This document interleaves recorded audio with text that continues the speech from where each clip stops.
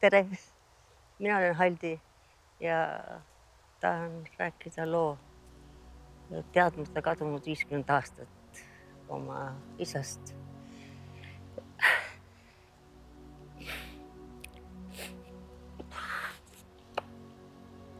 Johannes Terasest, kes oli 50 aastat kadunud ja täpselt 50 aastat hiljem sain ma Tõnismäe arhiivist samal päeval, 4. juulil 1991 tema toimiku. Ta kadus 4. juulil 1941. Ta oli Tondi sõjakoolis raskekuulipilduja klassi ülem.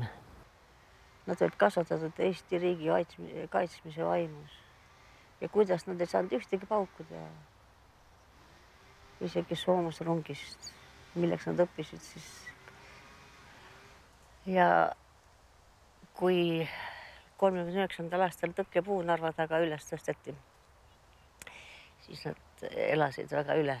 Osa Värska ohvitsere, kes olid suvelaagris, küüditati, mitte ei küüditatud, vaid öeldi, et lähevad Moskva õppustele. Need läksid otse teed Taimõri poolsaarele, Norilski Tudinkasse ja sellest 200–300 mehest jäi vist ellu 10. Praktiliselt see Eesti ohvitserkond kõik hävitati.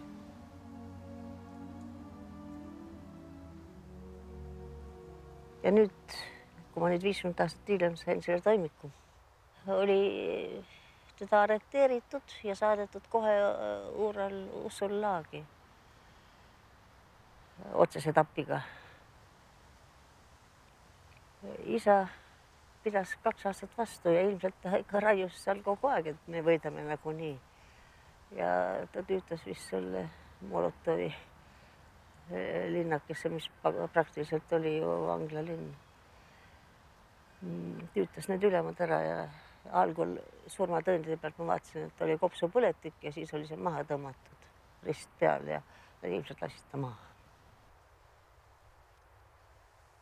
Isa sünnipäevad jõuluajal alati katsime isale laua ja nüüd kui ma vaene emake nüüd suri siis 79. aastal.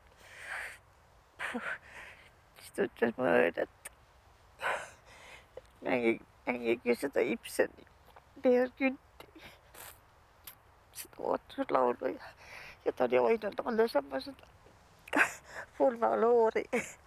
Pange see mulle pähe.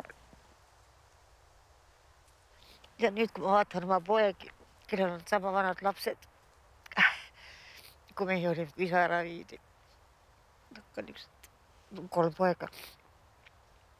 Ja ühe poja jõmpsikaid Maian, üks on nüüd 2,5, teine on 5. Et kui ka nende isa viidaks nüüd üks öö ära. 50 aastat kadunud. Aga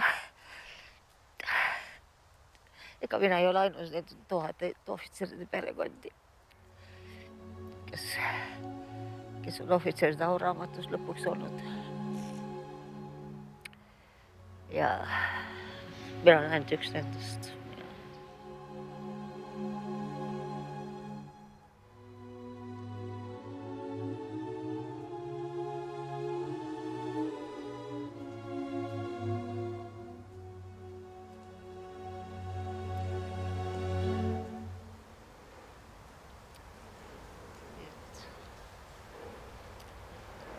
Peame vastupidi püsima siin Eestimaa poisid, et enam sellist asja juhtuks.